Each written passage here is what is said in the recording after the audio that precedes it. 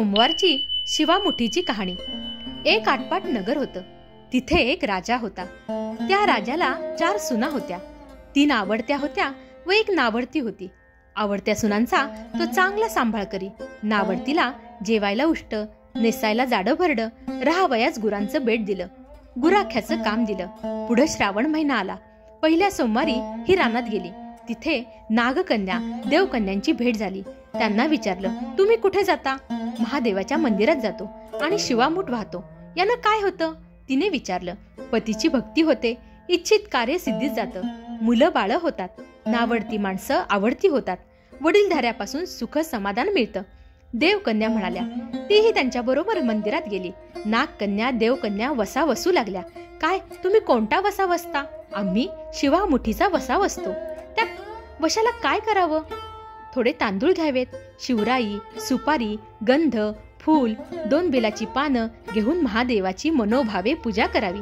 हातात तांदूळ घ्यावेत आणि तोंडानं शिवा शिवा महादेवा, माझी शिवामूठ ईश्वरा देवा, सासरच्या सर्व माणसांना आवडती कर, असं म्हणून तांदूळ व्हावेत। दिवसा झोपू नये, उष्ट माष्ट खाऊ नये, संध्याकाळपर्यंत उपवास करावा। उपवास निभवला नाही तर दूध प्यावं।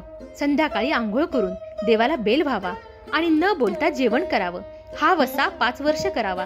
पहिल्या सोमवारी तांदूळ, दुसऱ्यास तीळ, तिसऱ्यास मूग, चौथ्यास जव आणि 5वा आला तर सातू शिवामुठीसाठी घेत जावं।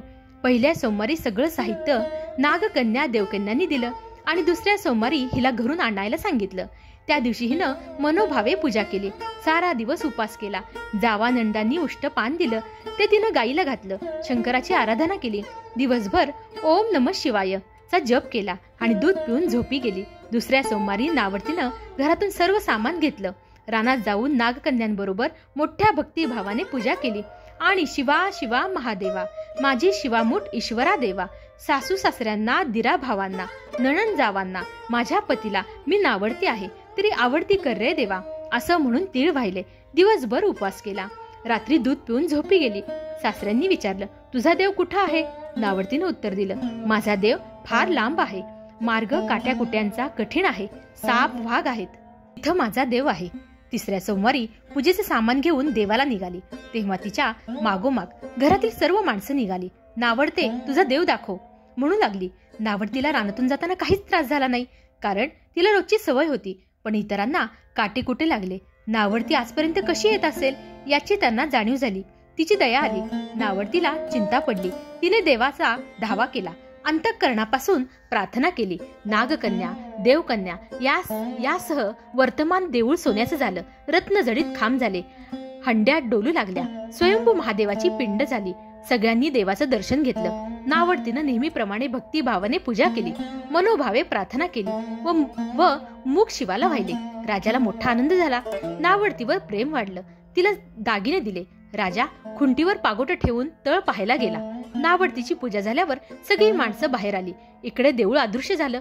पागोटं घेण्यासाठी राजा देवळाकडे गेला। तिथे एक लहान देऊळ, एक पिंड होती। आपण केलेली पूजा, खुंटीवर पागोटा आहे। तेव्हा त्यानं सुनेला विचारलं, हे कसं झालं? माझा गरीबाचा हाच देव, मी देवाची प्रार्थना केली, त्यांनी तुम्हाला दर्शन दिलं। सुनेमुळे देव भेटला म्हणून तिला पालखीत घालून घरी आणलं। शिवामुठीचा वसा बसला म्हणून ती नावडतीची आवडती झाली। जसा तिला शंकर प्रसन्न झाला तसा तुम्हा आम्हाला हो। ही 60 उत्तराची कहाणी 5 उत्तरी सफळ संपूर्ण।